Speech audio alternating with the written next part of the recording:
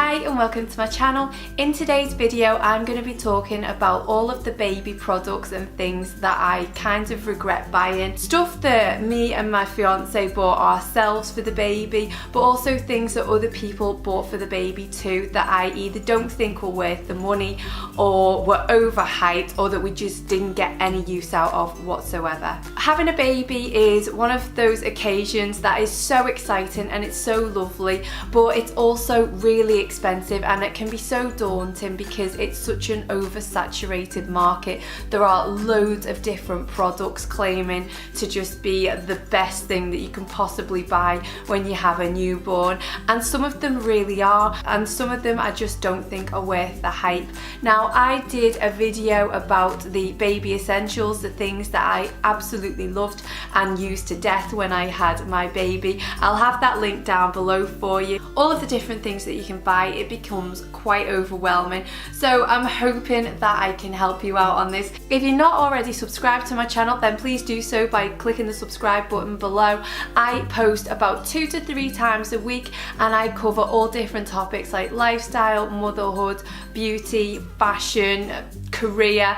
It's a mixed bag, so please do press the subscribe button and join the fam. Anyway, without further ado, I'll jump right into this video. The first thing that I regret buying is You and the Dream Sheep. I'll insert a picture here for those of you that aren't familiar with this, but basically it's a really nice plush cuddly toy which makes white noise sounds and noise that mimics the inside of the womb and the heartbeat and just everything, all of those noises that the baby became accustomed to when they were in the womb. So we bought this, well, I didn't buy it, Chris bought it, but I'd read so many amazing reviews on Amazon, on John Lewis, on Argos, Mamas and Papas, all these different websites saying how brilliant it was, and I'm sure there's a lot of people who think that this is absolutely great, but to be honest it had little to no effect on Theo at all. We found that the white noise that we could get from apps on our phones was far more effective. It didn't really respond to white noise that much in general anyway, but you can download all of these free apps that offer a whole range of white noise sounds, and it just helps to calm the baby down when they get really fussy. So we bought this, it was around about £30 and we just never used it. We tried it for the first couple of weeks maybe and he just didn't take to it at all. So I think if you're paying £30 for what's basically a cuddly toy that makes a bit of noise, you expect it to be amazing, and I do think that it's pretty expensive for what you actually get. The second thing that I regret buying was a massive changing bag, so nappy, diaper bag, whatever you want to call it. I ended up buying this, which is so pretty. I absolutely love the pattern of it. It's gorgeous, it is huge, and it comes with all kinds of helpful inserts like that bag, a changing mat, what else? I think there's some kind of bottle bag in here as well. Yeah, a bottle bag here, but honestly I used it in the hospital and it was a great hospital bag because it fits so much in, but in terms of being just a day-to-day changing bag, it's obviously way too big. It's absolutely huge. I ended up having an emergency C-section anyway, so I couldn't carry things or lug heavy things around with me, so that automatically made this a no-no, and I ended up just putting it in the cupboard and forgetting about it because I had a much smaller cross the body bag. I also bought a little nappy kind of bag insert. I'll put some B-roll footage here so that you can have a look at it, but this is fantastic because it fitted in the crossbody changing bag and it kept everything really nice and organised. So I've used that since day one really, and I haven't used the big bag. I will use that as a travel bag, but to be honest, you can go crazy and spend an absolute fortune on changing bags. You can get designer ones, you can get ones that aren't designer but are, you know, really nice quality, real leather. leather, and you do end up paying such a lot of money for them. I don't think it's worth it. I think that the bigger the bag that you take, the more crap that you end up lugging around with you day to day. So as I mentioned, just a crossbody bag, which is pretty simple and easy to lug around, is so much better than something huge like that. To be honest, you don't even need to buy a bespoke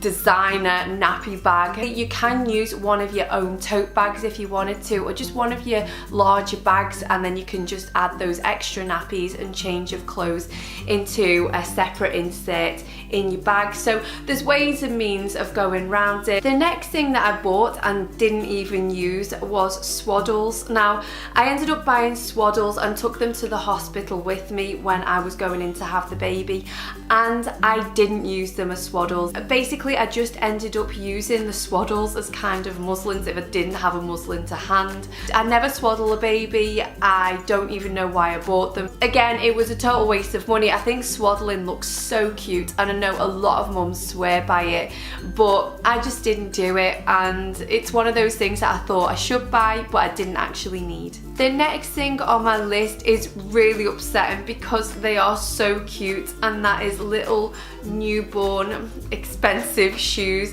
like these. These were around about £25 I think, and I got them in the newborn, and then I ended up taking them back and getting them in the next size up. But to be honest, he still didn't wear them. They look absolutely brand new. These little things are great if you are taking special photos, but he wore these maybe twice in his whole life. It was such a shame. But I found when babies are really small, you just want them in baby grows or just in comfortable little socks.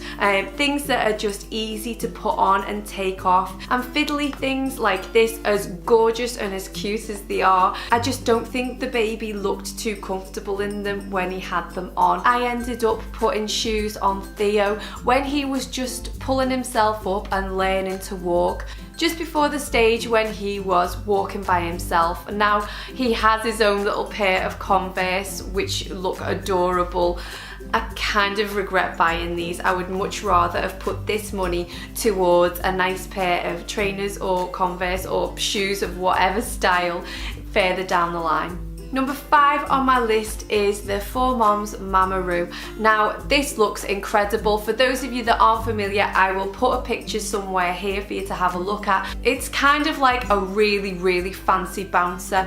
The Mamaroo has all kinds of fancy functions. It's got multiple rocking styles at multiple speeds. It plays all kinds of nature sounds, and I think it plays a couple of lullabies as well, and you can link it up to your phone and control it from your phone. So it really is an all singing, all dancing gadget really for the baby. Now, to my dismay, because I paid between £250 to £300 for this, Theo absolutely hated being in there. He'd scream his little head off, and he just wanted to be on me and by me. There were times when I could just put him down in there if I just needed to quickly do something, but he'd just cry to get picked back up again. So that was a little bit disappointing, to be honest, given the investment that it took with this. One other thing that annoyed me about the Mamaroo is that you had to buy the separate newborn insert. Again, I'll put a little picture up here, and I'm sure that cost around about £30. Now, luckily, my sister had a baby 4 months before I did, and I just borrowed her newborn insert, which is the bit that you need first of all, because it supports the baby. Obviously, they're very kind of wobbly and unsteady. They've got a little wobbly head, and that just keeps them contained, and again kind of mimics being in the womb. I do find it annoying that that wasn't included as part of the entire package if I was paying that much money for it.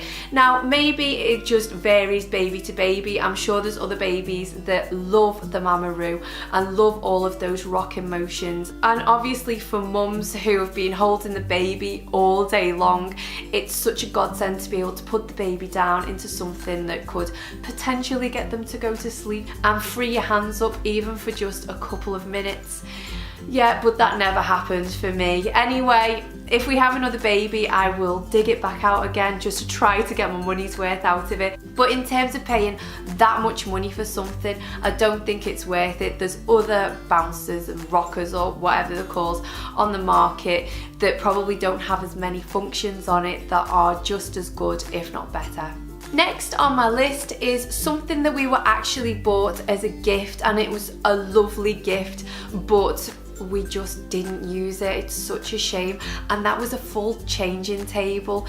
Now, Theo's bedroom is the smallest room in our house for now anyway, and then we will move him to one of the bigger rooms when he gets a little bit older, but at the moment he's in the box room, and that room is tiny. We can just about fit the wardrobe, his cot, shelves, like a slider or rocking chair. These are the things that we can just about fit in there at the moment. So we really were struggling to find room for a changing table as well.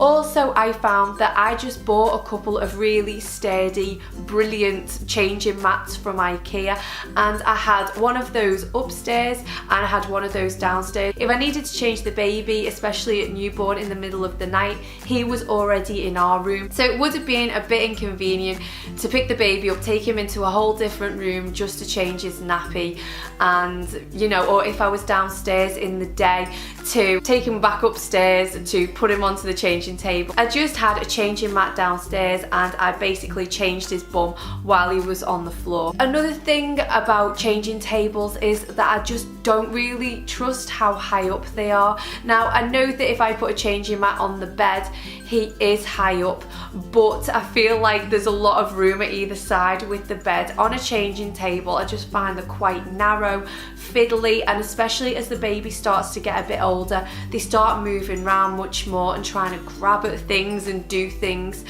It makes me paranoid every single time I put him onto a changing table when I'm out and about. So I just didn't use the changing table in my own house. We ended up dismantling it and putting it in the loft, which is such a shame because it was lovely and it went with the rest of our nursery set. But in terms of practicality, it just wasn't ideal. Finally, I'm going to talk about baby clothes. Now, when I was shopping for baby clothes, I was seeing so many really sweet newborn outfits that were quite fiddly, like tiny little newborn jeans and little shirts and all of this really cute stuff. And again, if you're gonna get photos taken or anything like that, then absolutely buy something like that for those occasions. But for day to day, those fiddly little clothes are such a pain in the arse that I didn't even end up using them. When I was trying to breastfeed, I found it so much easier to just put him in a baby grow so he was nice and comfortable and cozy. If he's in fiddly clothes, it's not ideal at all. They're a little bit uncomfortable, and even now I think that anything that's fiddly I just don't get the use out of, because I'd much rather put something on him that's easy to get on and off and that he's comfortable in as well. I found that buying a ton of newborn stuff wasn't the best idea. Even though Theo wasn't the hugest baby when he was born just under 7 pounds. He was in the newborn stuff for a decent amount of time, but I can see that babies who are born a little bit bigger, say in the 8 or 9 pound arena, would probably not even go into the newborn clothes, would just skip over and go straight into the 0 to 3 months clothes. And also, I think that people tend to gift more of the newborn and 0 to 3 month sizes. I found that the 3 to 6 month size or the 6 to 9 month size was a size that I could have done with pre-buy because I had none of that, whereas I had a ton of newborn and 0 to 3 month baby clothes. So just be aware of that. People will be buying you stuff, no doubt. And also, it does depend how big your baby is. My nephew was over 8 pounds born, and I don't think that he was in the newborn stuff for very long. That brings me to the end of my list. I hope that this video has helped you in your decision making about what you're going to buy and what you're not going to buy for your newborn. And even though looking at all of the baby gadgets is so much fun, I hope that this video has saved you a little bit of money as well. Thank you so much for watching this video. If you've liked it, then please do give it a thumbs up below and subscribe if you're new, and I'll see you in my next one. Bye.